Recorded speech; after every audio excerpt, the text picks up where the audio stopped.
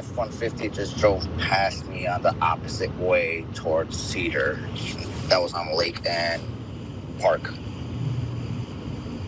That's us. Thanks. Yeah. You could say we've got 2 commuters behind that F-150.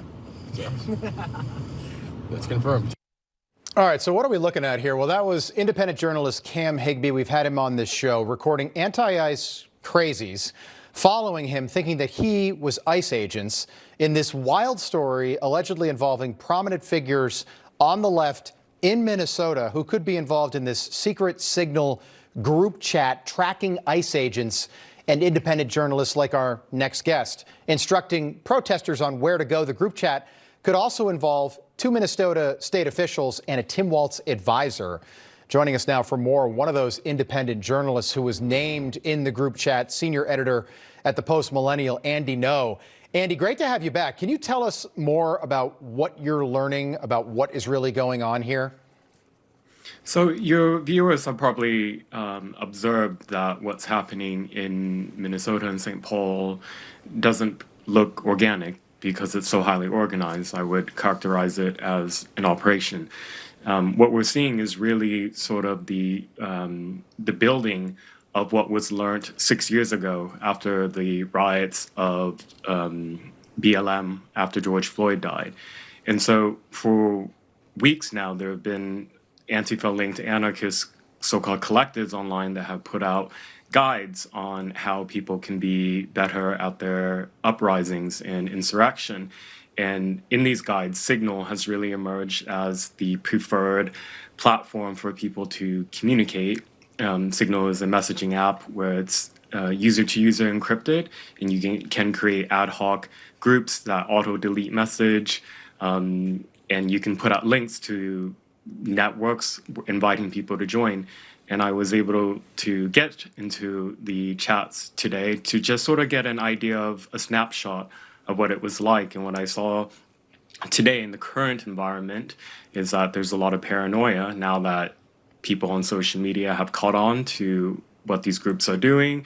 So they're accusing one another of being feds or being compromised. They're kicking people out. They're trying their best to cross-reference people who join and to weed out so-called infiltrators. But it gives you an idea, and if you go back on some of the older messages, how coordinated they are.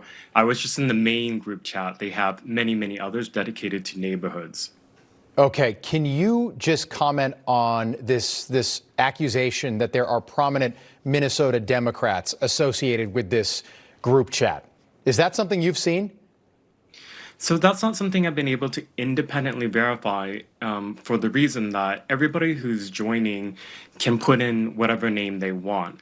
So if there's a name that potentially an associated picture that has a potential association to a real life person, politician, or Democrat political operative, it's possible that somebody could be using that. So just out of the abundance of caution, I'm not verifying it myself. Nope, I understand that, and I just think we're trying to connect the dots here, and obviously this is not something that I am accusing, but the fact that this guy was out there Saturday with a gun, with extra ammunition. Look, I know a lot of legal gun owners, and I'll tell you what, I don't know any legal gun owner that would do what this man did. It's all on camera on Saturday. And the question now is, was he part of something like this? Was he part of an organization that might have sent him out there? Take a look at this. This is a guy who could be behind all of this group chat. Take a look. Federal immigration enforcement under this administration is not here to keep us safe.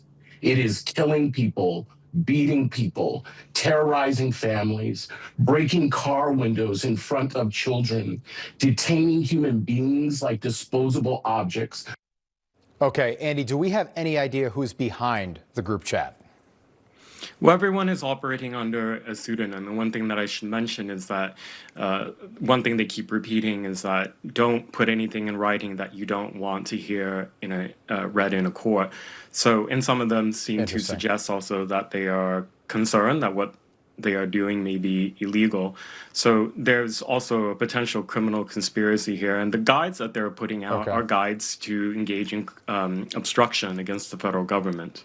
Interesting. Andy, no, we'll have you back. Great to see you again tonight. Thank you. My pleasure. All right. On another note is coming up next. You're the new mayor of New York City. You want something new in your